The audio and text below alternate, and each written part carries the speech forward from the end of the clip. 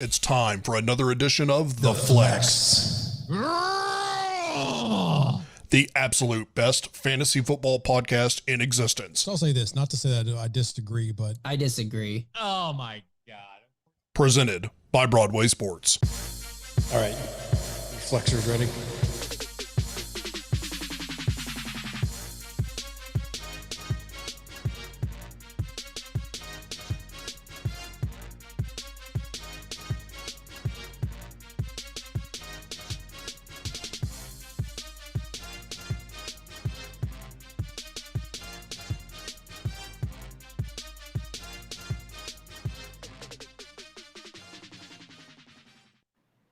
I don't know about y'all, but that music gets me jacked up every time. Welcome on in, Flexers. Welcome to the Flex, brought to you by Broadway Sports, media partner with 440 Sports. You can find this show and so much more, interviews, breakdowns, everything you want possibly under the sun for your sports entertainment needs and news at BroadwaySportsMedia.com. Welcome in. We have a great fantasy football live show for you tonight. My apologies to anyone out there in the Broadway world who has seen me 2 nights in a row now, but I am enjoying the hell out of it. Get used to it. It's going to happen all season. Before we get started tonight, I want to bring up something Justin Graver reminded me right before the show started. We do have the Flex Fantasy League starting back up again. Please make sure to go and check that out. JG, how can they enter into this show or to the Flex Fantasy League? The Fantasy League, which we say that way because it is the fan show, Fantasy League. You go to BroadwaySportsMedia.com, head on over to the premium forums and submit your application. The instructions are there. It is for Broadway pros. We've received 7 applications so far, all pretty strong. It's going to make it tough to decide, but head on over to that, BroadwaySportsMedia.com, premium forum, and submit your application today. We will make our picks live on this show on August 25th. We'll roll through them. We'll let you know who we picked. It'll be the 4 experts. Well, the 3 experts and your loving host here. And it'll be 8 Broadway Pro members joining us. Prizes will be determined later. If there's a highest pro member ranking, maybe you get to submit a victory speech lap and submit it in, and we'll play it on the show, that kind of thing. Maybe you get to write a concession speech for the lowest expert to finish. So get Greenlaw, get ready to write that speech later on. Yeah. So welcome in tonight. It is all about the running back tonight. We covered the quarterback last week. Running back we had some horrendous takes last year from the show about the 0 running backs taken method. Not going to get into all that again, but we're going to go into the running backs again this year. And just to start us off right with, the night is young, so let's go with the young running backs first and look at what rookie running backs are we targeting first. And I'd like to point out the graphics, if you'll pay attention as my Vanna White impression goes. We're going to have a myriad of topics here that we're going to go through tonight, and that'll kind of help you keep track if you're joining late, right where we are. So we're right there at the top with our rookie running backs. I'm going to turn it over to Robert Greenlaw first and go with, what is your rookie running back you are targeting in this year's draft? So I'm targeting Trey Sermon of the 49ers this year. He's drafted in the 3rd round, so he spent, pretty high draft capital on him. He's splitting time with Raheem Mostert, which we know Raheem's, Colonel Mustard is prone to injury. Yeah. So we know he's prone to injury. So there's going to be an opportunity for Mostert, or for Sermon anyway, to get some playing time. But he's already practicing with the ones in training camp so far. He's a great scheme fit with Shanahan. And they don't trust Jimmy Garoppolo that much. They're going to run the ball. That's Shanahan's bread and butter. And even when, Trey Lance gets in there, they're going to be run heavy for a while until he gets truly comfortable in there. So I think Trey Sermon's got a really good opportunity to produce. Right now, he's running back 34. That's extremely low. So if I'm picking up Mostert, I'm definitely handcuffing him with Sermon, because I'm assuming towards the end of the year, Sermon's going to take up the starting role. Do you want? Can I jump in real quick? Because Sure. I like it. I like this pick. It was down between my pick and Trey Sermon. It's the Shanahan system, right? I mean, we've seen it with Jeff Wilson. We've seen it with Raheem Mostert. We've seen it with even Tevin Coleman, the decrepit body that he is, and even Jerick McKinnon, who wasn't that great. Anybody can get, don't forget Reuben Drones of all people back in the day, Peyton Hillis. I mean, the list goes on and on of running backs in the Shanahan system that succeed. And listen, I was big on Raheem Mostert last year, and I'm still a believer in Raheem Mostert, but he burned me, baby, and I'm out. He can't stay healthy. He can't handle the workload. We've seen it for 2 years now. At some point, you just have to call a guy what he is, and he's just a guy. And sure, this is a long-term play because eventually it will be Trey Sermon's job. I'm not entirely sure that Trey Sermon's going to be someone that you can rely on for the first 6 weeks, but long-term, that's your guy. And then if you're in a keeper or dynasty league, this is your guy for next year. You can get him really low. RB30 is a steal for a guy that probably could finish in the top 24 of running backs. Yeah, I agree with everything you both have said. I think there are really 3 rookie running backs to target this year, and we've picked out the 3 that I believe in. So we'll talk about the other 2 in a second. The only thing I want to add to this is that you're probably not getting an RB1 season from Trey Sermon. I don't think anyone expects close to that, but you're going to get RB1 weeks. And as long as you know what those weeks are beforehand, which I think you'll be able to tell based on the flow of the season, like that could help win you your season just right there alone. Especially and if he's not drafted. Yeah, if he's not drafted, he screams one of those guys you grab off the waiver wire, and he helps you win a championship at the end of the year. Yeah. And we'll let you know those weeks when to play them too. I'm sure we'll be all over those, and we'll know exactly which weeks those are to play them. So, JG, great points there. Everybody, good job. Go on to your pick, JG, since you were last to speak there. All right. Well, my pick is not the running back I would target, even though that's what we're supposed to pick here because Zach actually took mine. My guy is Michael Carter of the Jets, and I'm pretty high on Michael Carter. I was a big fan of his at UNC. This is a player I'm trying to stash nearly every league that I'm in, especially if I come out of a draft light on running back depth at the top of the draft. I mean, he averaged 6.6 yards per carry for his college career, 8.0 yards per carry last year, which was better than his teammate, Javonte Williams, who got drafted 2 rounds ahead of him to the Denver Broncos, who has a worse situation there competing with Melvin Gordon for snaps. He rushed over 1,000 yards last year. He outrushed Javonte Williams by over 100 yards last year. He also caught 82 passes in college. So I think he's going to be somewhat involved in the passing game here. I saw him make a one-handed catch in a Jets training camp highlight video, which, sure, don't put much stock into those, but I mean, he has the ball skills to catch the ball, and I think he'll be at least a little bit involved in the offense. The Athletics reporter Connor Hughes noted recently that Michael Carter is, quote, a step above the other 3 running backs. So, yes, he's going to be competing for touches with Tevin Coleman. Yes, we don't really know what the heck this offense is going to look like under Matt LaFleur's brother, Mike LaFleur, coming over from the Niners with Robert Saleh and rookie quarterback and a rookie O-lineman expected to start. But I do think the O-line has been upgraded. Mekhi Becton's a beast. I mean, at this point, you know, his ADP, Fantasy Pros has his average ADP at 78 overall. But if you look at Yahoo and ESPN, he's 30 picks later, 50 picks later on ESPN. I've routinely stashed him in like the 12th, 13th, 14th rounds in ESPN drafts. He may never pop this year, but I feel like he's worth that stash because he could become really good running back this year, even in what might not be a very good offense or team. You got to worry a little bit about LaMichael Perrine, but let me say this. You didn't even touch on one of the best parts about his situation, and that is run blocking wide receiver Corey Davis is there. I mean, come on. That's true. Very true. With some advantages there, especially with a young quarterback tends to lean on the running game, pass tight end, see what Zach Wilson is. But that's not a bad pick. I like it. Yeah, I'll also say this. It is a LaFleur system, right? So we know that is a thing of the McVay, a thing of the Shanahan, and so forth and so forth. He's going to get his touches. I mean, where Mike LaFleur came from most recently, which is San Francisco, the right running back is probably going to get the touches, unlike what Matt LaFleur did here in Tennessee. So I think you're going to see probably a lot of Michael Carter. I think he's going to end up higher than Trey Sermon. But I kind of like the Michael Carter pick. He wasn't really on my radar before we started talking about this, so I'm going to put him on the radar.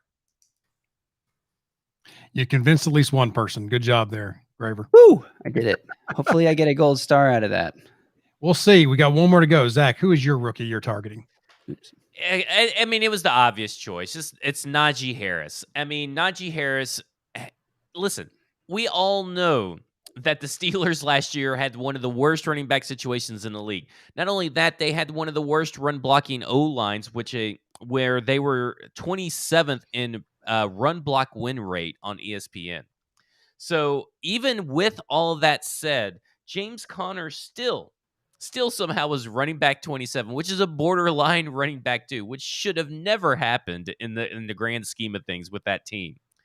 And now you're getting the better running back in Naji Harris by far, who is a 3-down running back, which is very hard to find in today's NFL. He has zero competition behind them. We know what Benny Snell is. We know what Anthony McFarland is. They're slow plotting running backs who are no threat to the electric, dynamic playmaker that's Naji Harris. Naji Harris, over the last 2 seasons in his college career, had 3,419 all-purpose yards and 50 touchdowns. 50 touchdowns. He accounted for 66% of the Alabama touches, the highest share of any running back that is entering the draft of team shares. He also caught 43 passes in his final season for 9.9 yards per reception. That's the 3rd best mark for running backs in their final season that weigh over 225 pounds since 2000. Saquon Barkley and Steven Jackson were the other 2. The biggest issue, like I said, is the Steelers' O-line. They've lost 4 starters, but let me say this. They have a new offensive coordinator, and Steeler fans are so happy Randy Fincher's gone and Canada is in here. And I'm telling you right now, this is the guy I am targeting in all of my leagues. I'm probably going to have to overdraft him in a few leagues, just like I did with Antonio Gibson last year. But that's okay, because right now Naji Harris is my guy for the season.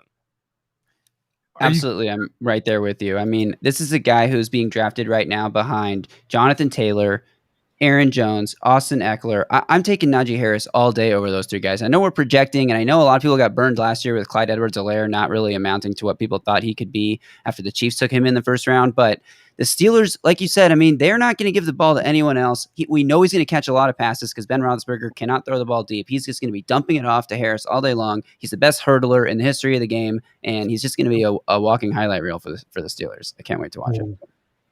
I was going to ask, are you concerned, Zach, about the wear and tear? You talk about his share in college. Is that transfer? Because there has been some in the past. There's been worry about Alabama players coming nicked up and already injured and kind of have a short shelf life when they get to the NFL. Any of those concerns with Naji? No, I think that if maybe he had some lingering injuries right now when we're this close to the preseason, Fair. And we even saw him in the preseason game, the Hall of Fame game, and he looked like Naji Harris. It looked like he was still in college. And granted, it's a preseason game against the Cowboys, which are a horrendous defensive team, still to this day, in my opinion. And I get it. But he still just looked so explosive. I think that what you're going to see is a Naji Harris that is closer to Derrick Henry than a Naji Harris that is closer to Josh Jacobs and Trent Richardson.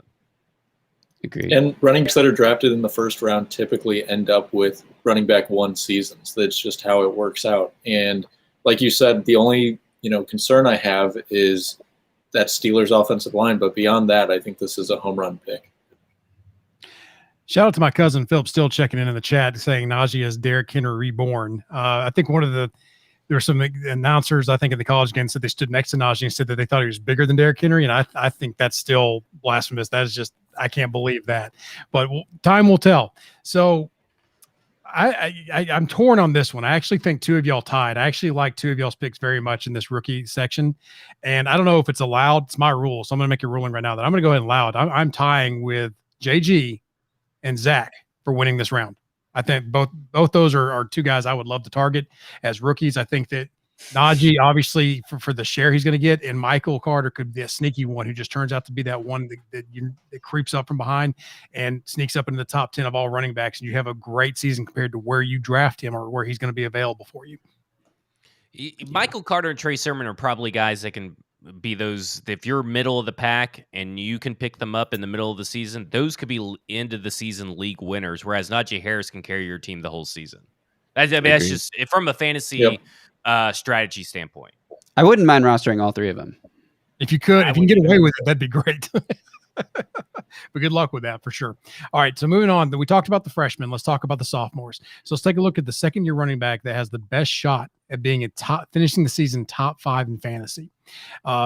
So these are guys that are in their second year. They might have been big last year. They might have fell short of some expectations last year, but these are the ones that we feel that have the best shot to finish high in the rankings. And let's go ahead and start with, I don't know, JG.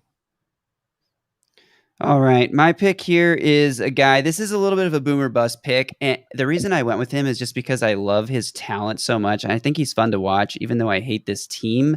And that's J.K. Dobbins, the Baltimore Ravens. He's currently going as RB17, but he's going 31st overall. So a lot of receivers are up there going ahead of him that I think I would rather land J.K. Dobbins just because the middle tier of receivers is so stacked with guys that could bust. But J.K. Dobbins, poor fantasy performance last season.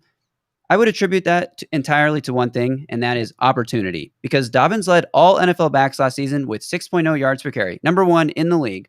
Finished with 805 yards and 9 touchdowns, but he only touched the ball 25% of his team's rushing load. If he carries more than that this year, he was 4th in the NFL in success rate, number 1 in rushing DVOA, the most efficient back in the league last year. He just needs more touches. If you take his numbers over the last 9 games and extrapolate them for a 17-game season, would have had 1,224 yards and 12 touchdowns. Now, obviously, we're just assuming a lot here, but that's with only 12 carries a game, which he averaged over the final 9 games. If he gets the ball a little bit more, he could seriously explode this year. Lamar Jackson's refusing to get vaccinated. Rashad Bateman's already hurt. Hollywood Brown's already hurt. Who knows how much time these guys are going to miss? Sammy Watkins is a walking injury, so you know that's going to happen at some point. J.K. Dobbins wasn't that involved in the passing game last year, but I feel like they're going to change that this year out of necessity. And just because he is such a playmaker with the ball in his hands, they got to get him the ball. 9 touchdowns last year on only 140-something carry, 130-something carries. He's a stud. I can't wait to draft J.K. Dobbins. It's no contest. I mean, that is, I said it last week when I was talking about Lamar Jackson, and at the time I didn't even know that he was refusing to get vaccinated after being on the COVID list twice already. And then Rashad Bateman goes down, which was really the only thing that was going to keep Lamar Jackson probably afloat, because like you said, him and Hollywood Brown have never been on the same page. Sammy Watkins sucks. And, spare me that everything's going to go for the tight end. It's J.K. Dobbins season. I told you last week it's J.K. Dobbins' team, and I agree. There is a good chance that J.K. Dobbins, with his efficiency and what you saw last year in this particular offense, he could be your running back 1. I'm not even joking. J.K. Dobbins is that talented. Boom. Green line, anything up? No, it's hard to dispute either of those. These guys picked rock solid picks for this category. Yeah, well, let's talk about rock solid then and see what you picked, if you don't mind. Oh, thanks. Yeah, I picked Jonathan Taylor, from the Colts. Don't love it. I know Ben Wright's watching this, and he's looking real smug right now because I'm picking Jonathan Taylor to finish in the top 5. But he was running back 6 last year, so he doesn't have far to go up. And he was running back 1 from weeks 13 through 17 last year. A lot of opportunity, whether it's Sam Ehlinger or Jacob Eason or Carson Wentz when he finally comes back. Offensive line is certainly a bit of a concern, but I think there's going to be a lot of opportunity for them. Their wide receivers are horrible. So I think they're going to run the ball a lot, and their defense is going to keep them in a lot of close games. Something's afoot there, but are you worried about teams loading the box and thus limiting his chances with the receiving core is so bad? The quarterbacks probably aren't up to the usual Colt standards. What are your thoughts there about what the opposing defenses may try to limit his ability to get back in the top 10? Yeah, I definitely think that's going to be a bit of a concern, but I mean, we're out of the other rookie running backs available, he's definitely got the best chance to make the top 5. Yeah, I do agree with that. I think it's a boomer bust play here, but I think Taylor, I mean, if you're looking at guys who are poised to make a potential leap, I'm not going to end up with Taylor in any league because he's just going way too high for my taste, and Dak can talk about that more later. But I do like the pick as far as somebody who could vault into that top 5 status. Yep. Running back 8, 11th overall is a little bit rich for me, but I do think if we were taking odds, he would have the 3rd best odds out of anyone on this list. Fair enough. A lot of concerns there, though. I mean, they're, as you see on the screen here, running back room a little full as well. I mean, just there's a lot of stuff going on there. Don't know what the culture going to look like. There'll probably be thorns in the side of the Titans again, like they somehow find a way to be. So I wouldn't rule anything out at that point in time. So let's go, JG. Who is your sophomore running back? Well, how about we go to me since I haven't talked yet, and I'm the only one left because it's Antonio Gibson, baby. It is Antonio Gibson, and you know me. If you listen to any of the three of us last year, and you are in a keeper league, and you don't have Antonio Gibson as a keeper, shame on you. We told you. We were so right about this, and this was a unanimous thing. We were so right about this, so shame on you if you didn't draft Antonio Gibson. I even drafted him too high because I drafted him in the 6th round in my league of record. But you know what? I got rewarded because he was by far the best running back and most reliable running back towards the end of the season. He finished in half-point PPR, RB12, standard league, 14th, PPR, full point, 13th. Don't know how that happened if he's already 12th in one, but, that's what Fantasy Pros said. And he was 2nd in touchdown rate. That is massive. And what you're hearing right now, all the negatives from last season and what you're hearing from the coaching staff this season, it's the perfect storm, baby. Last season, they took him off and did running back by committee. And when they were doing hurry up offenses, it was J.D. McKissick. Well, J.D. McKiss my ass because right now, according to everybody else, it is Antonio Gibson's season in that regard. Antonio Gibson, according to Washington Football Talk, Gibson is now being used in the hurry up offense in its entirety. Not only that, the other thing was getting inside on those third downs. He was not being used on third downs. JD McKiss my ass outsnapped him 197-22 on third downs. How stupid is Washington football team, first off? That was so maddening. I watched so many games because of Antonio Gibson, and he was never there on third downs, and it was due to his route running.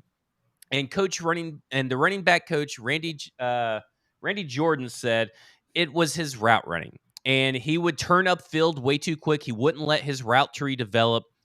And let me say this. The first thing he said when describing him in a third down as a third down running back, it's night and day from last year. Everything that was wrong, because let me tell you something. J.D. McKissick even got fat. He put on weight. Was it muscle? I don't know. But he's heavier, which means he's slower than Antonio Gibson, who's the perfect specimen of a running back. Antonio Gibson, we're going to get into it in the next segment, but Antonio Gibson, all day long, is your top 5. And we were so right. I just love saying we're right. Yeah. I'm so happy I have this guy and Dobbins in our Dynasty League. I can't wait to just beat all you I'm guys. very pissed off about that one. More on Gibson later.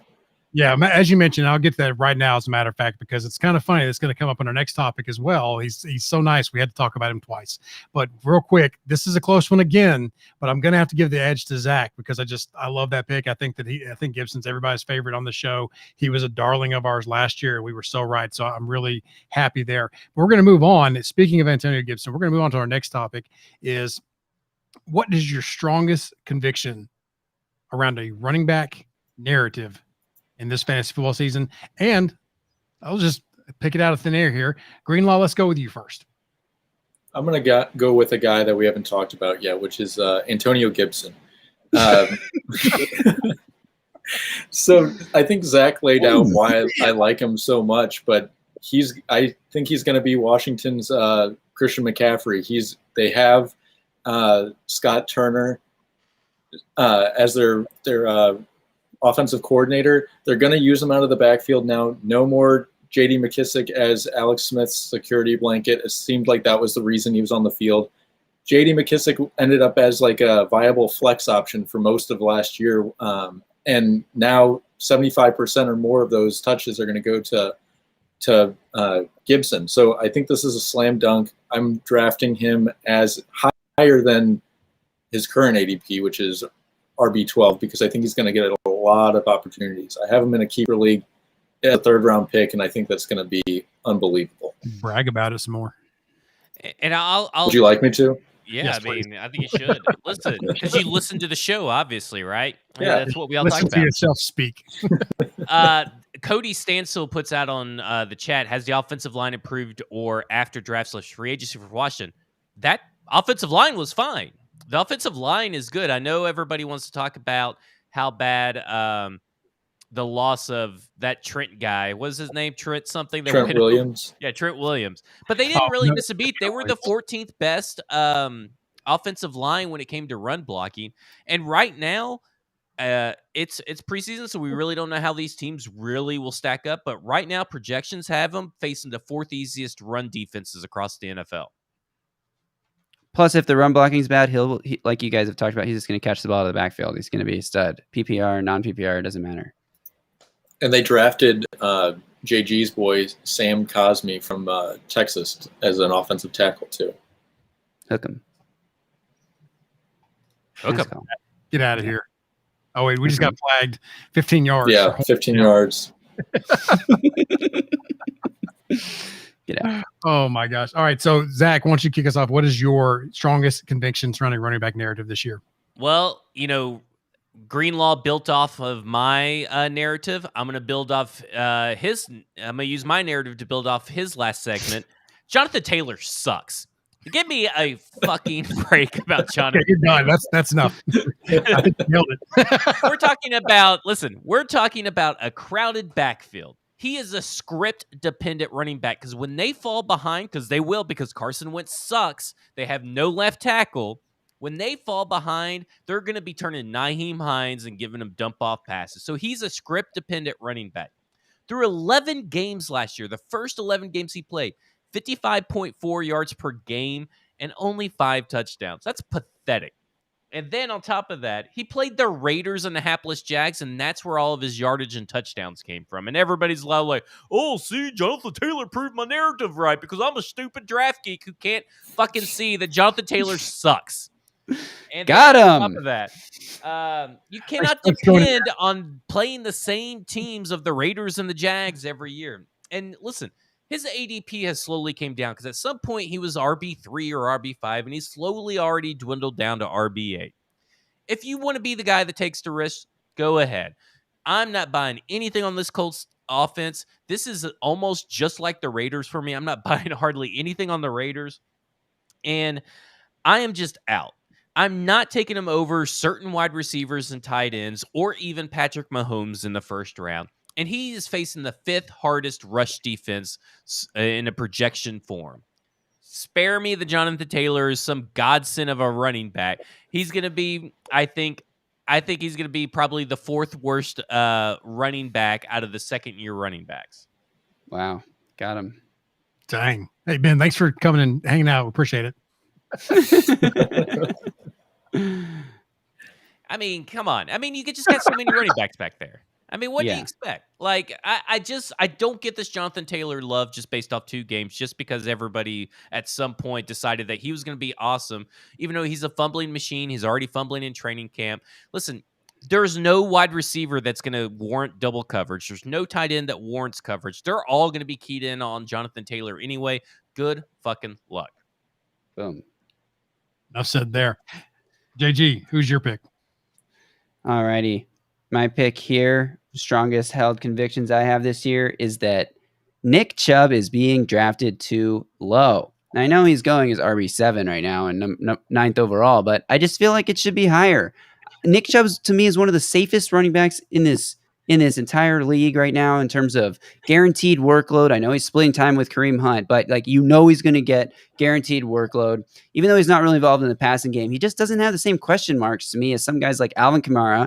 You don't know what's going to happen with the Saints quarterbacks right now, or Saquon Barkley, who we don't really know when he's going to be healthy. He's activated off PUP, but we don't know if he's going to be ready for week 1 right now. Even Rappaport said he might not be ready until week 3, and who knows if that's going to be a lingering issue. Chubb's in a great offense. It's going to give him a lot of scoring opportunities. He led the NFL in 4th quarter yards per carry last year, 10.0 yards per carry. 10.0 yards per carry in the 4th quarter. They have a great offensive line. The defense supposedly got better this offseason, which should just give them more positive game scripts to ride Chubb in the 4th quarter. I mean, your biggest worry here is that he runs out of bounds at the 1-yard line just because he's such a good team player. He doesn't give you a touchdown when they're leading by 1 score in the final minutes. But that's all I'm worried about here. I'm not worried about Kareem Hunt, who is a factor, but this offense supported 2 top 11 running backs last year. If Chubb plays 17 games instead of 12, I think that margin between him and Kareem Hunt obviously widens a little bit. I'm fine drafting both of them. I'm fine playing both of them. I think Chubb is a lock to score double-digit touchdowns this year if he stays healthy. And I think he finishes the top 3 running back this year. A lot of mocks I've seen, he's sliding to the late end of the first round, sometimes into the second round. I'm trying to get Chubb on every single team this year. I love that back end of the first round. Chubb in the first, Naji Harris in the second on the turn. Starting off that with a draft like that, I think that is setting up for success. So I'm all in on Nick Chubb this year. Yeah. And listen, he has some injury concerns because, he missed a few games in his first season. He missed some games in, but he still, when he plays, it's almost like he didn't even miss any games compared to other running backs who are healthy all season. It's just ridiculous how good he is. He's the second best running back in the NFL because Derrick Henry's the first. It always will be. Tighten up. But he's a close second. Agreed. My only question is, I wanted to have a counter. How many times you said if he stays healthy? Because I heard it at least 3 times, I think, in your rant there. I got to say, is that you're saying you're not worried about Kareem Hunt. Obviously, they were able to produce top 11, but if he's being drafted at running back 7, but because of Kareem Hunt injuries, he finishes at running back 8 or 9, does that go against proving you wrong here? I mean, what are your thoughts there?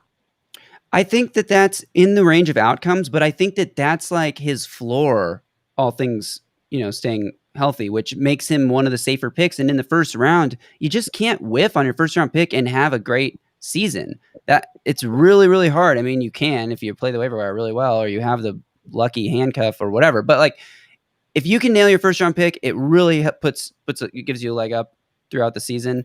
And yes, I think that, he was running back 11 last year. He only played 12 games. He still finished as running back 11. He only finished 11 games. The game he left, he only scored like 4 points. He got hurt and left really early. So that drags his average down too.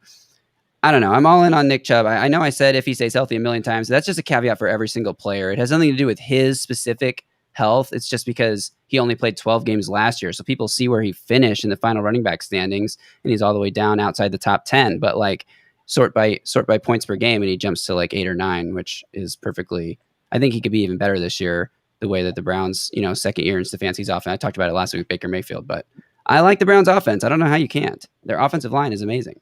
You might have said it too. I think this is a super pick, and not in a bad way, honestly. Sorry, Ryan. I don't think this is got a wide range of outcomes for Nick Chubb. I think probably RB12 is his absolute floor, and then anything else is baby. So if this is your first round pick, especially at the back end of the first round, you're set at running back 1 for the whole season.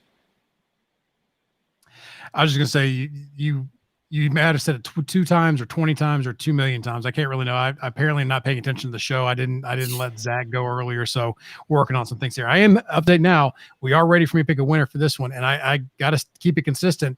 I went with Antonio Gibson last round. I'm going to go with him again this round. Greenlaw, you get the gold star for this topic. Thank you so much.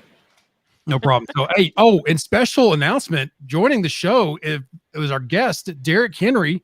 This is awesome. Well, I'm kidding. We are going to go to Derrick Henry Fantasy Outlook. We tried. We reached out to his agent. They didn't call us back. We would love to have Derrick Henry come in here and tell us about how he's going to stiff arm defenses into oblivion. But Zach, lead us off here. Well, you look like you're busy, but Zach, no, I'm good. Lead us off here with your Derrick Henry Fantasy Outlook for this season. Listen, somehow he finished RB3 last year, which is really odd. And if he finished RB3 last year, I probably would have lowered my rankings a little bit when I was going off the cuff here, because I originally think that he's going to, you know what? I'll stick with it. He's going to be in the RB6, RB10 range. And it has nothing to do with the talent of Derrick Henry or the success of this team. Well, it kind of does have to do with the success of this team.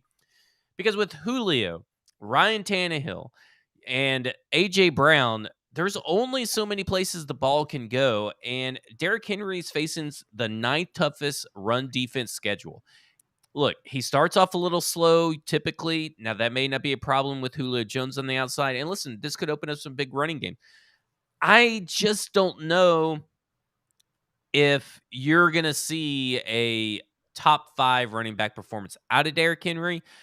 if I was betting money, I'd probably be and the bets were who's finishing top 5. I'd probably stay away from Derrick Henry altogether because obviously he's just on that borderline. And I think if you're in the first round, you obviously can't pass up Derrick Henry. If you're in the top 5 picking, and if you even see an RB6 to RB10, it really is going to matter. Derrick Henry is an RB1, will always be a RB1.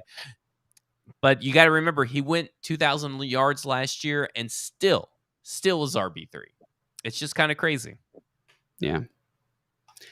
I will kind of go the other way, though. I think Derrick Henry should be the first pick in fantasy drafts this year.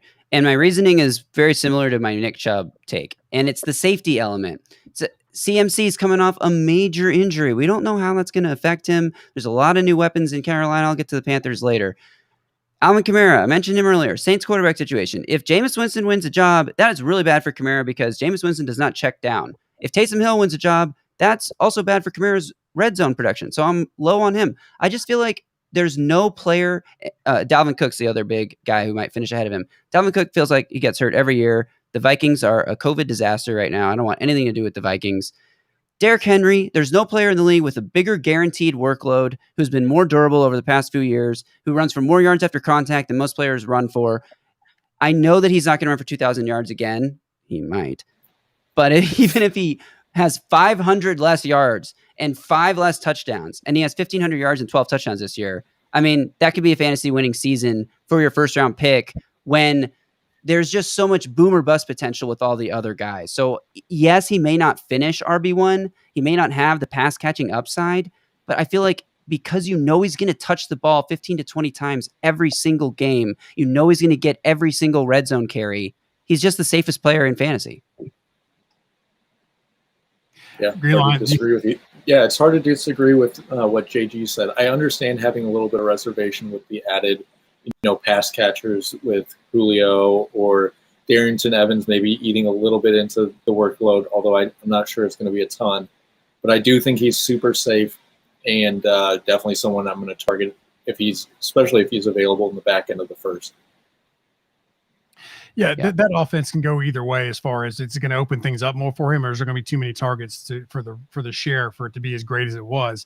I would argue that the same opportunities are going to be there for Derrick Henry, and defenses are going to have a tough time. So you're going to have to play it week by week a little bit with Derrick Henry. If you've got a tough choice at running back positions, obviously if you drafted him early, then you roll with him for the whole season. If you don't have anything that can supersede him, but if you have something that maybe you have a difficult decision in the flex or something like that, you want to maybe look at the matchups and see if it's a run porous, and Derrick Henry is going to eat against those teams. And always start him versus the Jaguars, the Colts, the Texans, anybody in the South. Just roll him out there regardless, because he's going to do something amazing in that game.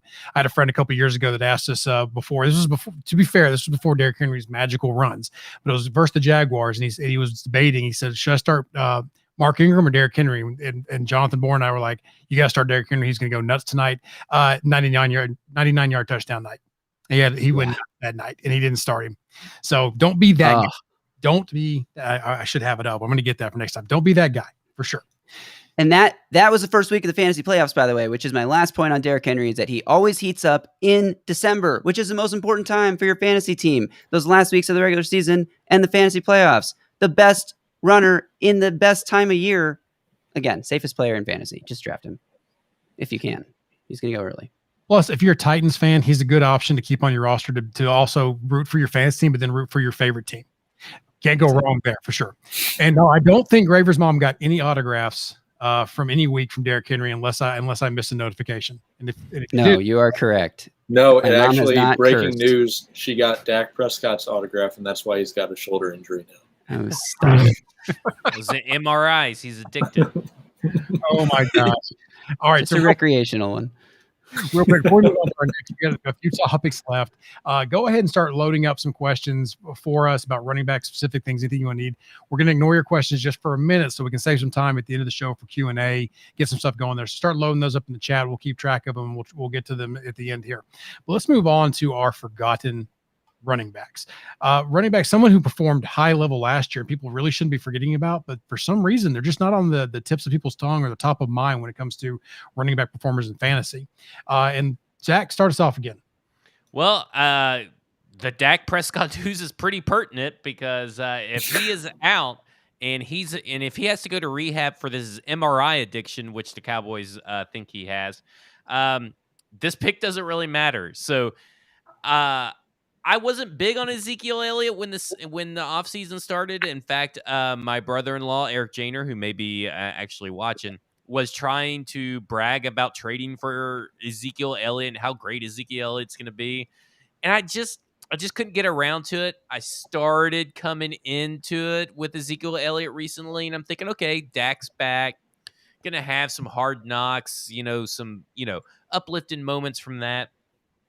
And now we get the news from that Dak Prescott is got an MRI, may not even play. Apparently, it's a baseball pitcher injury, which probably means he's going to have Tommy John surgery or something like that. But listen, if Dak is healthy, when he's with Dak, RB3. Without Dak, RB19. Okay? It's probably going to be a little bit worse this year because they don't even have a competent backup in Andy Dalton this year. And I can't believe I'm having to say that Andy Dalton is a competent backup. Hook 'em Garrett Gilbert, baby. Yeah, he ended up RB9, but here's the thing. The concern is Tony Pollard. Tony Pollard is a guy that is going to eat into the workload again. We saw it last year. Ezekiel Elliott kind of gave up because things got tough for him, and Ezekiel Elliott's a little bit of emotionally weak and mentally weak person, like most Ohio State players are. And then you got CD Lamb there too. It's going to be tough for Zeke, and Zeke's not going to be able to handle it if Dak's out. So granted, if Dak is healthy, Ezekiel Elliott should be at the forefront of your minds because he's an RB3. The first 5 weeks he was last year, while Derrick Henry was middling around in the RB double-digit territory. So if Dak is healthy, Ezekiel Elliott is a pick, and I can't believe that he's kind of forgotten about right now. I know that his ADP is 6 overall, and I don't think that a lot of people in your draft, when it comes time, especially with the Dak question mark, he may even drop further because of that. I kind of think he's going to be a good little pick. Yeah, there is a chance that all these Cowboys drop and you can buy them at a discount because I still think that offense is going to be high-powered. I think Dak will eventually be back and be fine. I think this recreational MRI is kind of to see if he really has healed it all over the last week of non-throwing. But, I agree with you, Zach. The only thing I'm worried about here is that Hard Knocks is going to just pump up the Cowboys and there won't be a dip to buy, and that you'll end up like getting overhyped and then he gets overdrafted. But for the most part, that it sucks, so we may not have to worry about that because it may start seeing ratings dip. I didn't mind the first episode. I think because of the star power of the Cowboys, a lot of people are going to just keep tuning in, to be honest. Here's the thing, and I said it on the podcast. We complain all year that the fucking Cowboys get too many primetime games, and here everybody is turning into a reality show about the Cowboys. That's because the Cowboys are a reality show. Jerry Jones is a reality show. Mike McCarthy and his mojo moments are absolutely a reality show. It's the whole not thing. must-see TV though. Let's watch F-Boy Island as a nation over watching. I gotta see this F-Boy Island. I support both. I heard that all day today. So, and I'm out on the loop on Hard Knocks this year. This really fabulous live stream isn't doing the Hard Knocks recap again this year. Those guys were very smart, educated, good looking young men. I hate that they're not doing it anymore. Well, you had me up till you said young men. Well, I was trying to portray that I'm not that old because I was one of those guys on the show. But yeah, so let me ask you this real quick, JG, before we move on. Is there any, are you still targeting Dak in your quarterbacks? You were pretty confident last year. Is it still a target with this recent news for you? Yeah, he is. And again, I'm buying the dip. I think if you can get Dak at a discount, we're still over 30 days away from the start of the season. If we get a week out and it's not looking good, then maybe I'll change my tune. But we have a long ways to go. I think Dak's going to be fine for week 1, and I'm all in on the Cowboys offense. They're one of those that you just can't bet against. Okay. Since you're up there nice and pretty on the screen, why don't you go ahead and give us your forgotten running back?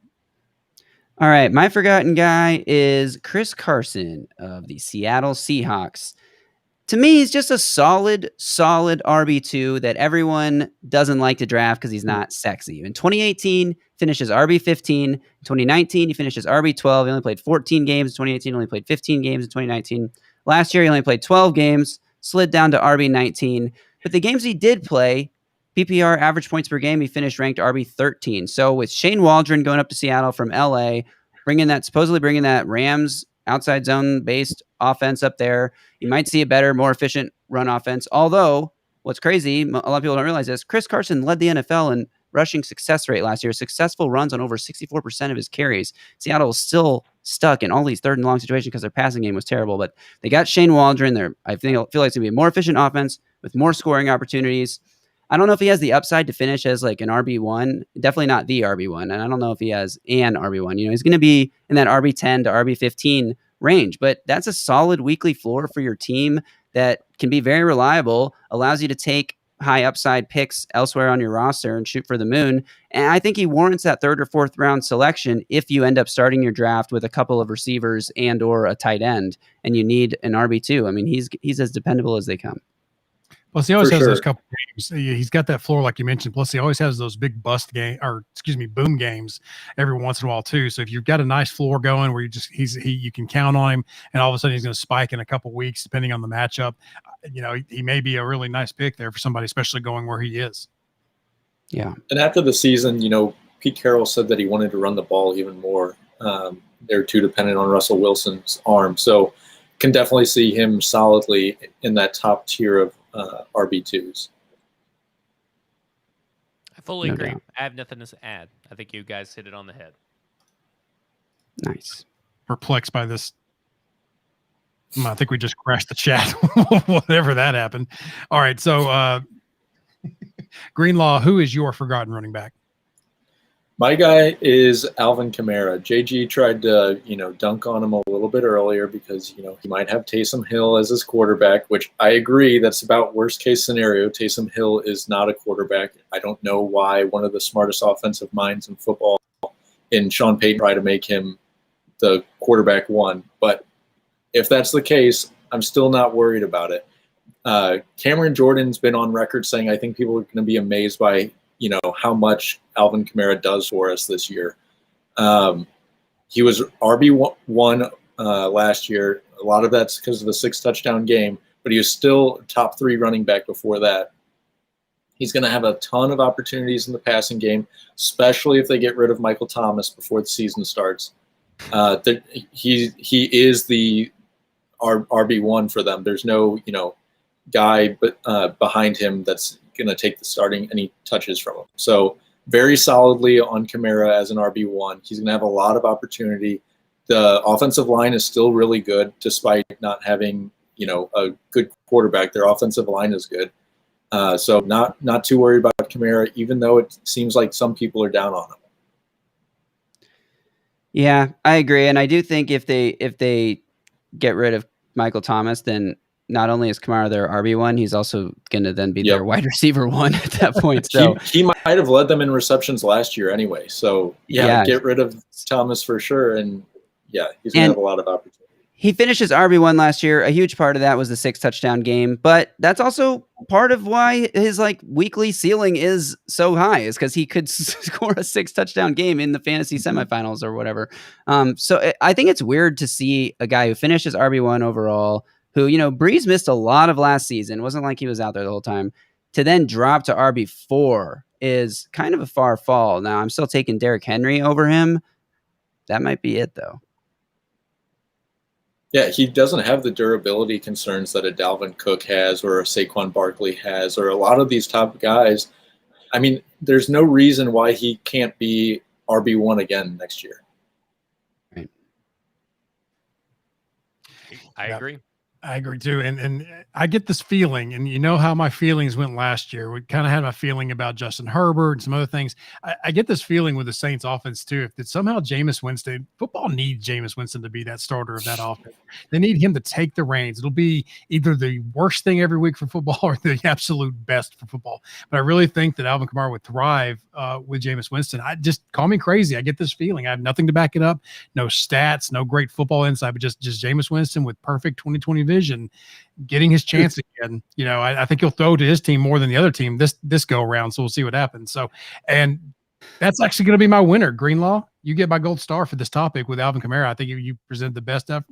argument. I think it's the best pick for the forgotten running back because he is falling from someone who finished number one, falling back typically doesn't happen in these drafts. So I don't care who the quarterback is. I think Alvin Kamara is going to have a good season because that offense is going to run through him. So good job, Greenlaw. I appreciate it. And just so everyone knows, no one has seen Jameis Winston with 20/20 vision, and he's had some outrageous workouts this offseason. So he's going to be maybe QB1 this coming season. It's going to be wild. We'll see that. So let's go on to our sleepers here. Just nothing here. Who are your sleepers? Who are the ones that are going to pick low, are going to finish near the top, going to finish well, not counting on to be your impact starters on the fantasy roster? Greenlaw, let's actually stick with you. Run it back. Start us off with your sleeper. My guy is someone who was picked super high last year and disappointed everybody, and that's Clyde Edwards-Helaire. He was top 5 in a lot of picks in a lot of drafts last year. He was going to the Chiefs, the offensive juggernaut. Everyone just assumed he was going to be an awesome fit, and he stunk. Running back 22, so you probably did not win your fantasy league last year unless you picked up James Robinson off waiver wires if you drafted him in the first round and got running back 22 production. He played in 13 games. They brought in Le'Veon Bell partway through the season. So bad as far as production goes. And he was scoring like 9 points a game at one point.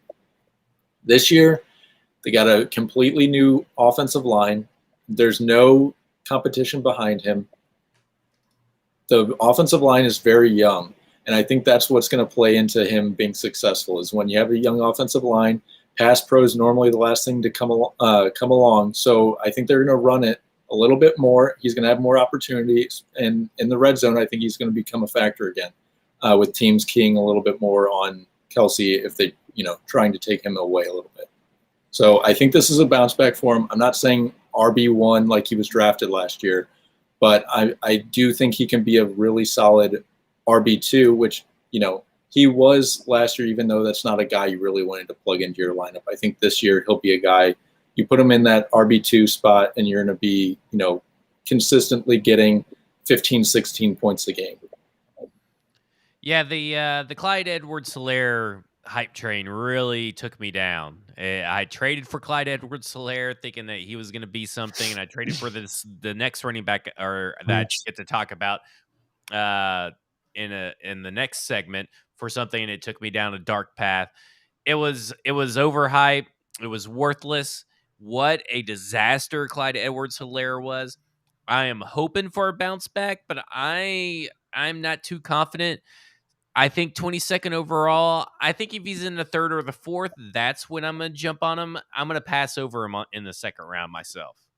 I kind of feel the same way. This is where I'm looking at Naji Harris, and if Naji's gone, then maybe a wide receiver in that range because, look, the Chiefs are a super juggernaut, no doubt about it, but I do think there's reasons to be concerned about their offense this year. I think there's reason to be concerned about, obviously, starting 3 rookie offensive linemen could be cool, or it could be a disaster.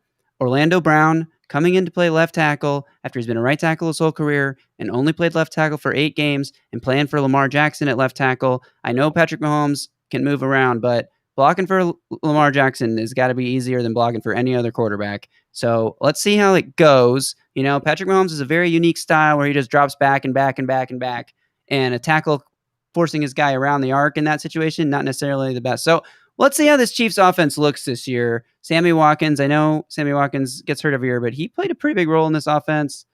Let's just see how it goes. I'm kind of weary about Clyde Edwards-Helaire myself. I would not take him for what it's worth. I wouldn't take him at running back 14 or 22nd overall. I think that's a bit rich, but I do think closer to draft time, he'll continue to drop a little bit, and he will be a solid running back too. Yeah, I think what Chris you just put it up on the screen, what he said is correct. I think there's going to be a lot of people that got burned by CEH and saw other people get burned by CEH, and I think he's going to continue dropping. And like you said, starting 3 rookie offensive linemen is really bad. But the fact that they don't even have depth anymore, because the only reason those 3 rookie offensive linemen are starting is because of injuries. So if they get injured, then you're going to have their 3rd or 4th string offensive lineman or offensive lineman coming off the street. I think it's going to be a really tough year for the Chiefs on offense. I know Patrick Mahomes is Patrick Mahomes, but I am a little hesitant on everything Chiefs right now. I was going to try to make a joke about how JG seemed to be doing all he could to avoid the phrase. We'll see what happens. We will see what happens, though. No one can deny that we will see what happens, unless Kyle Shanahan is right. That's the first thing myself was to not to say that phrase. We'll see what happens after it called out publicly. I know he wasn't tweeting at me, but there was a call out that spoke to me like, oh, I do say that quite too much. So 100%. Yeah, 100%. That's the other trope. Oh, for all right, Zach, save us here. All right, Myles Gaskin is my sleeper. And listen, if you listened to the show last year, you would have heard me and Greenlaw pick Myles Gaskin a few times for our start and sit start because it was such an easy thing because he was so good. I don't think people realize how good Myles Gaskin was in a horrible situation. A quarterback carousel, wide receivers who couldn't stay healthy. And somehow, in just 10 games, he ended up as oh, crap. I don't think I wrote it down. Oh, RB28.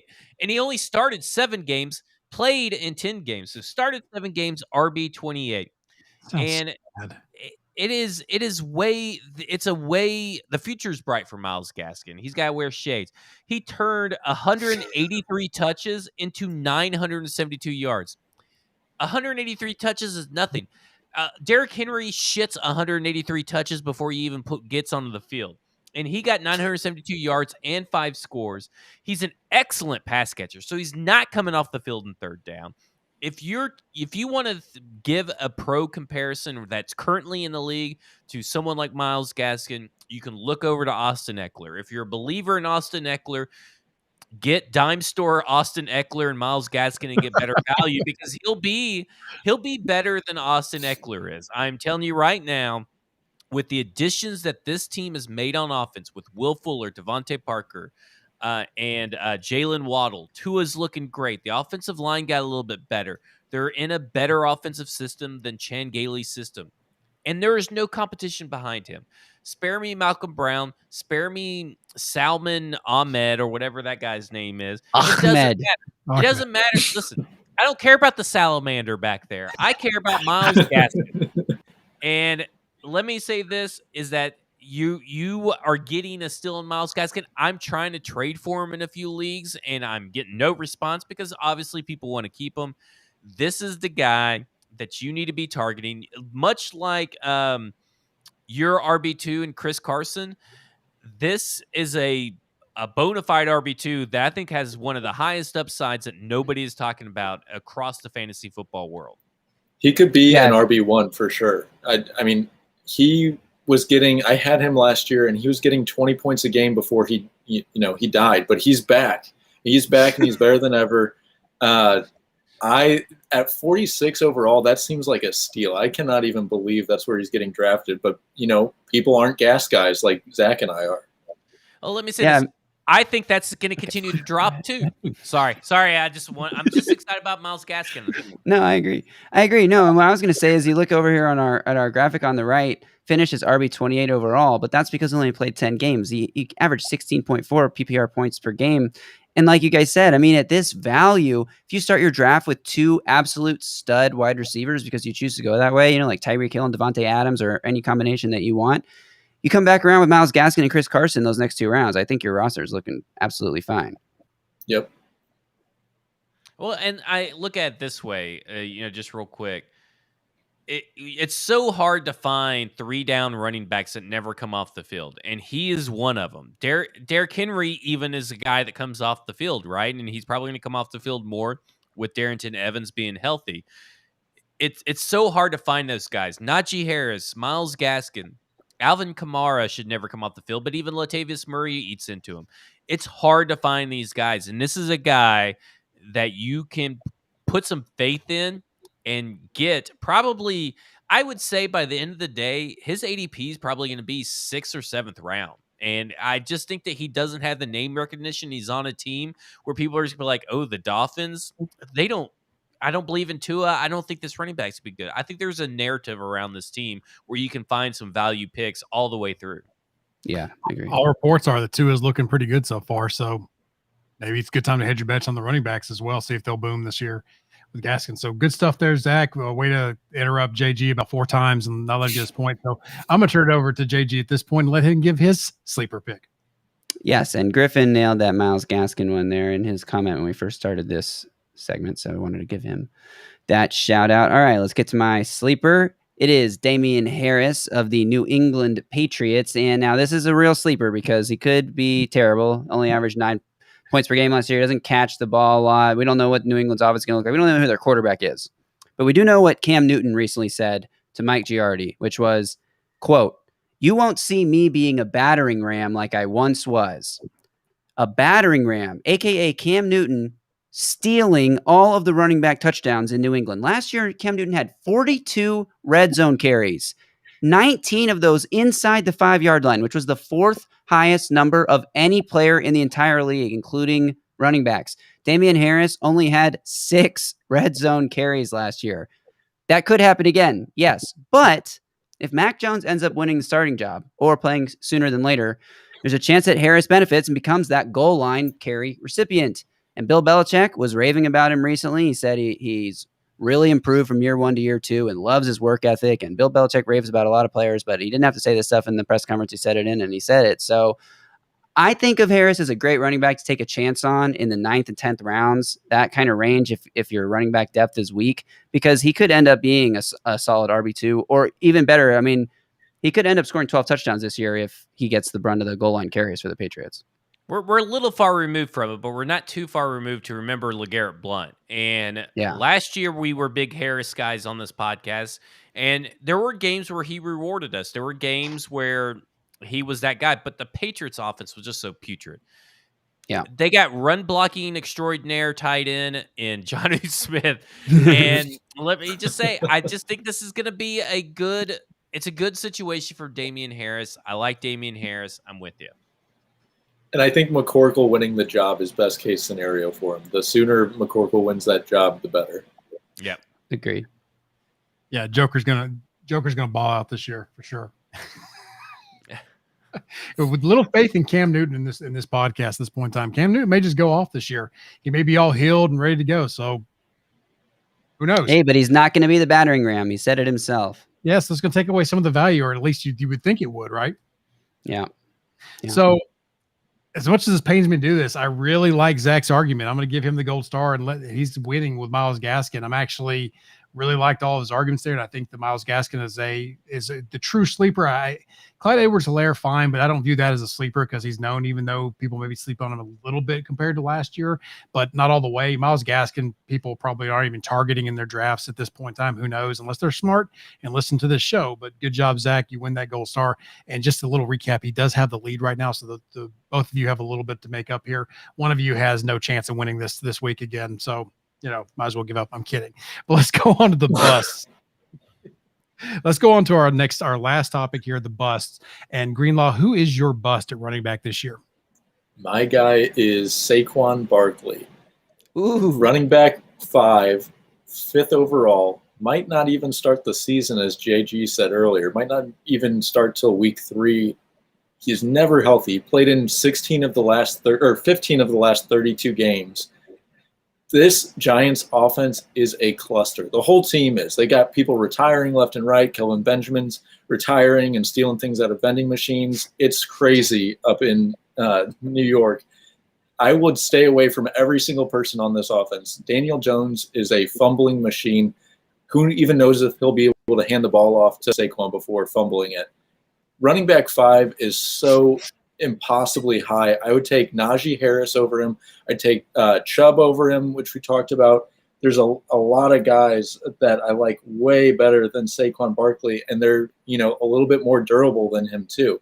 He's just a huge risk for me, especially that high. You got to hit on him. It will be interesting to see how Saquon Barkley bounces back, because you're right. I mean, horrible injury, horrible team, horrible coach. It's just not a great situation for someone who's supposed to be what?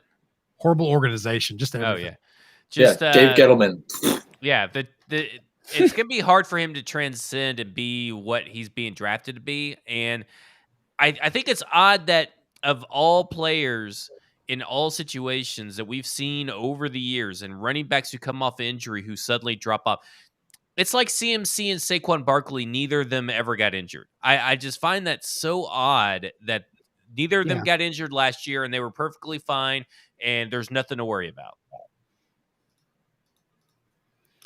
I agree. I'm wary of these top guys. That's why I said Derrick Henry's my number one running back, and I'll talk more about it when I get to my guy here. But it's just so risky, and like you guys say, you have to hit on these picks if you want to do well in your league. You got this first round, especially top 5 pick. That's important. You got to hit it. So I don't know. I'm scared. And, even if he is amazing, what's the drop off between him and Derrick Henry or one of these guys that is more durable that haven't missed a bunch of games? It's negligent. It's not worth the risk. Yep. And since Zach brought him up, let's go to JG, your pick, since it was kind of already talked about there, and you can lead into him a little bit with your points you were just alluding to. So I teased this a bit earlier on the show, but I am staying away from Christian McCaffrey. And the reason is because he is going as the RB1. Talked about guys we like more. Derrick Henry, Alvin Kamara. I don't know that I like Nick Chubb and Ezekiel Elliott better, but I'm just scared of Christian McCaffrey coming off this major injury. I do think he's going to finish as a RB1, and he might even finish as the RB1. It's very possible. He has averaged more points than anyone in fantasy each of the last 2 seasons, even though he only played 3 games last year. He did really well in those 3 games. But I'm a little worried about new quarterback Sam Darnold, who's routinely, throughout his career, showed up in the bottom 5 of the check down pass rates that Pro Football Focus tracks. That's big for Christian McCaffrey, who catches a lot of passes out of the backfield. Plus, they have a lot of weapons on the outside. Robbie Anderson, DJ Moore, just drafted Terrace Marshall. Robbie Anderson was there last year, but he wasn't there 2 years ago when Saquon had his last really great full season. So they have a lot more weapons on offense. They don't necessarily need Christian McCaffrey to carry them the way that they have throughout his career. So I'm just worried that CMC is not going to be paying off this overall RB1 value. And I don't know how many times I said Saquon when I meant to say Christian McCaffrey during that, but I'm scared of both of them. So my mind's mixing them up. So just don't draft either in the top 3 of your drafts. I think it's wild that CMC is number 1, especially with Dalvin Cook. Like Dalvin Cook's last year, Derrick Henry last year, even Nick Chubb. I mean, I just don't get it. I understand that, in the years leading up to last year, he was really good. I mean, you're talking about a guy that, had 1,900 yards from scrimmage and 2,400 yards from scrimmage in 2018 and 2019. But this injury is it's big. And, he's going to be resting. They're probably not going to put him into preseason games. That matters at the beginning of the year. Yeah. And who knows? I mean, he may be broken down by now. Like, he's not a young guy anymore. Running back lifespans are not as long as we like them to be, and they really fall off pretty quick, to be honest. R.I.P. Yeah. Fair enough. There's a lot to be concerned about. Zach, finish us off here in the sleep at that sentence. So I'm going Josh Jacobs.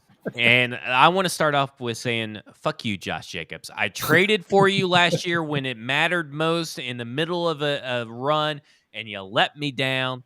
I hate you. You're trash. You only got 2 100-yard games.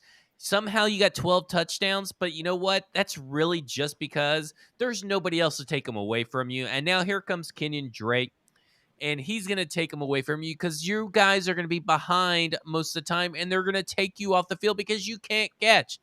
You have zero receiving touchdowns in your first 2 years.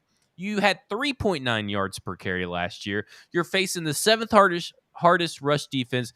You're going to be playing behind, like I said, because the Las Vegas Raiders are have 10 games where they're underdogs.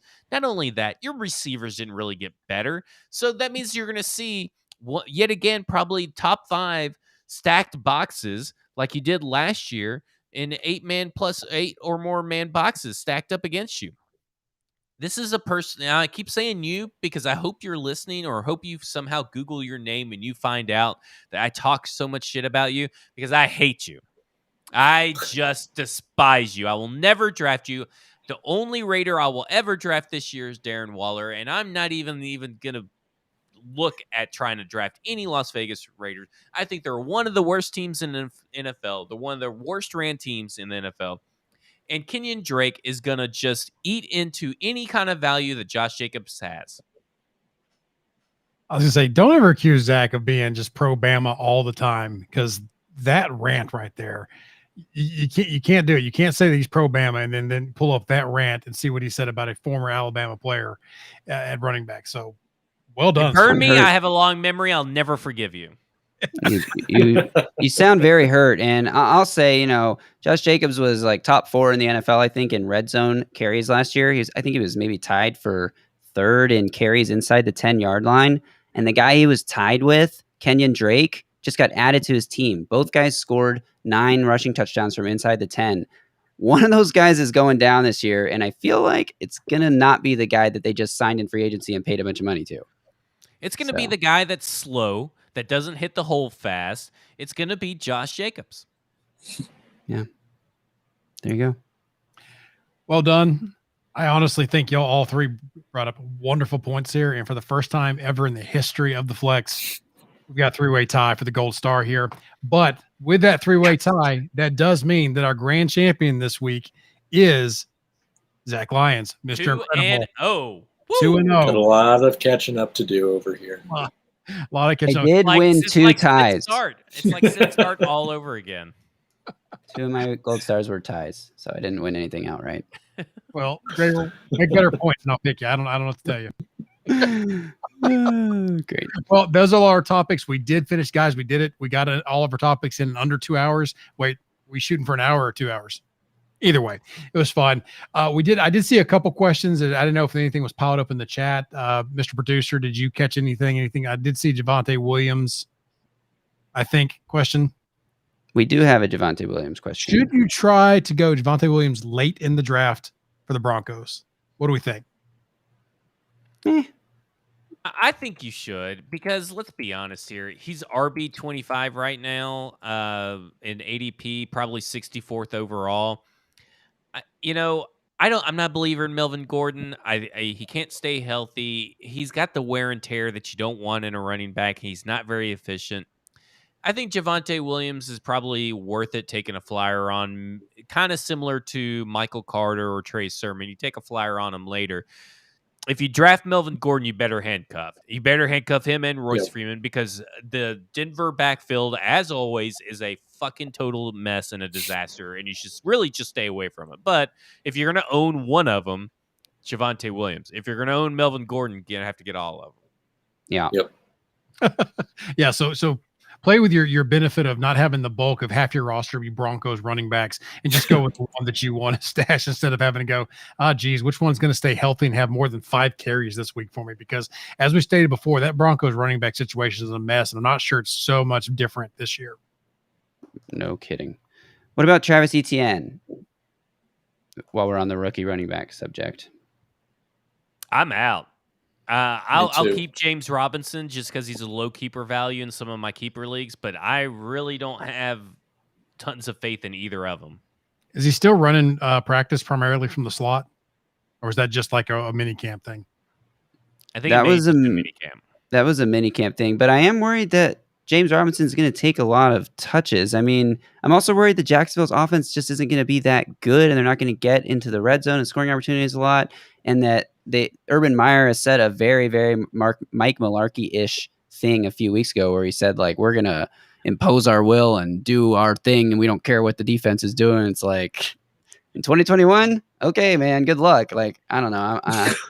We'll see how this offense looks. They franchise tagged Cam Robinson, who's like, even the Titans pass rushers have made him look bad in recent years. So, like, that's saying something.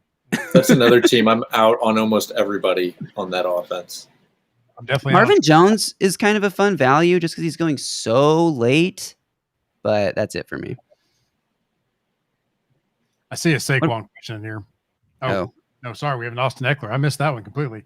Austin Eckler, yeah, he plays. I think he is going to play a little bit this year. I believe that was a question during the sleeper section or forgotten section. Or forgotten, guys. I feel like there's a ton of hype around Austin Eckler this year that I don't want any part of.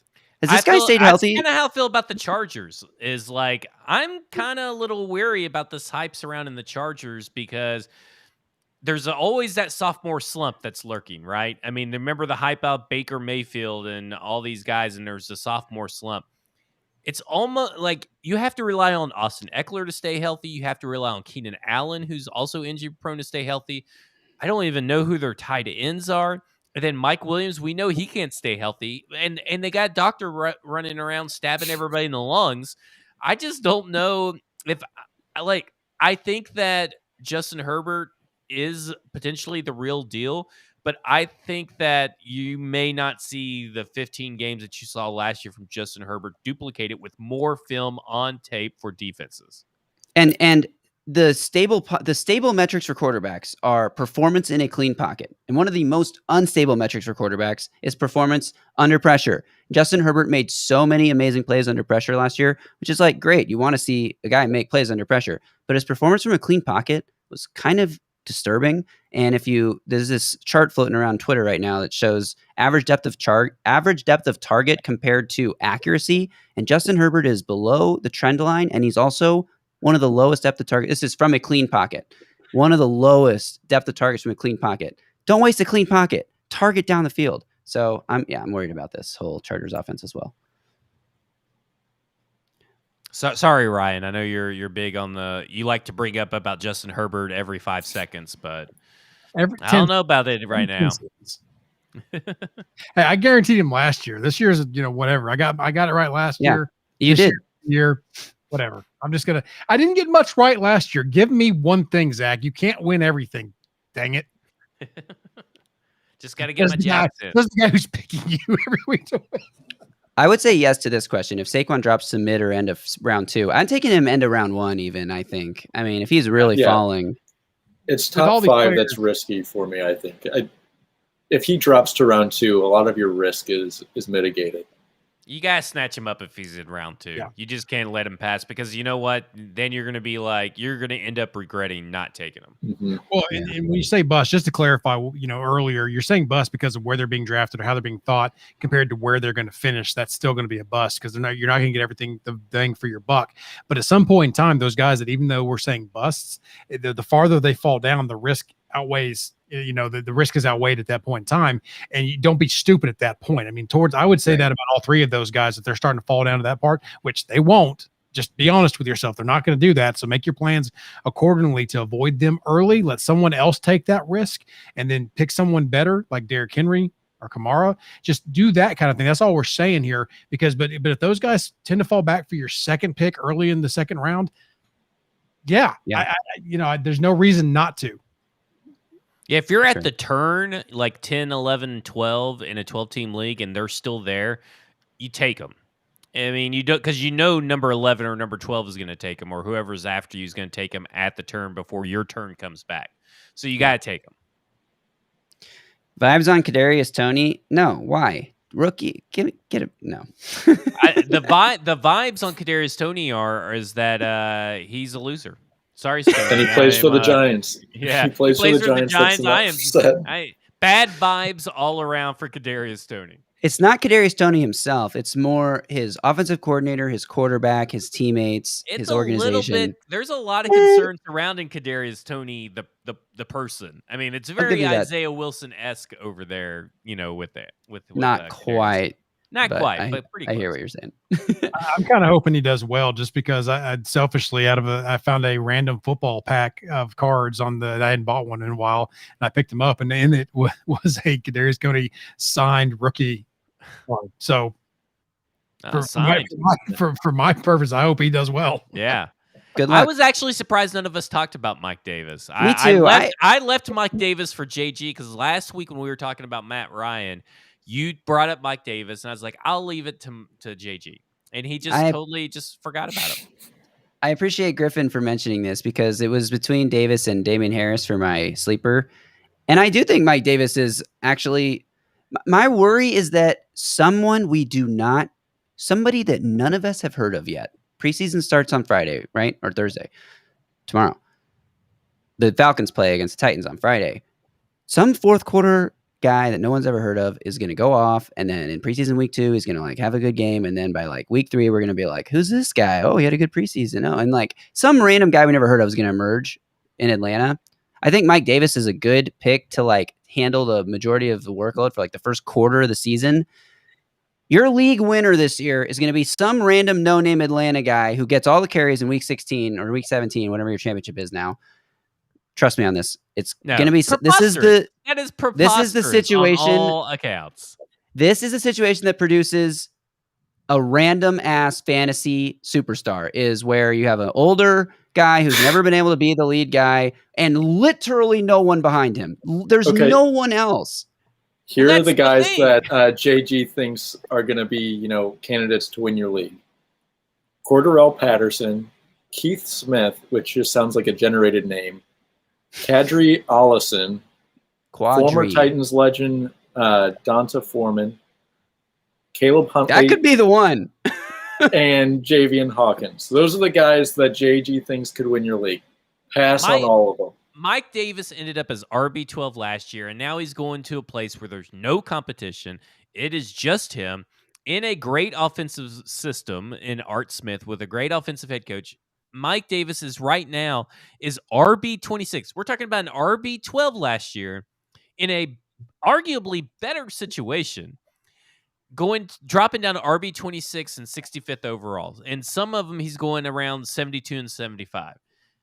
That is mind-blowing, and I agree. I'm so glad Griffin brought this up because Mike Davis is worth his weight in gold at this point in his value. I absolutely agree to draft Mike Davis. I just don't think you're going to be able to rely on him for the full season, but for the beginning of it, definitely. Next question. How do you guys value Camara in this offense with a new quarterback similar to last year or lower? We talked about Camara a little bit already, but we touched on this a little bit earlier. But we can. I will just say this: I don't think it matters if Jason Winston's playing or Taysom Hill's playing. Kamara's Camara. He's quarterback proof. He's gonna get his points. What about Jameis Winston? Who's Jason Winston? Oh, well, Jameis Winston too. It's Jason Witten and Jameis Winston combined. That's how much Zach's not concerned about the quarterback position in New Orleans for Kamara. If that tells you anything, it doesn't matter if it's Jimmy Bob or Jimmy Joe. Does not matter. I will say he's quarterback proof. I will say his targets dropped substantially for the 2 games that Jameis Winston was playing. No, it was with Taysom. I think he got one or two targets through the 3 games that Taysom Hill was playing. But I don't think they expected Taysom to play that extensively. I'm sure that's something that they worked on, was a point of emphasis this offseason. And with no Michael Thomas, he won't have a choice but to check it down.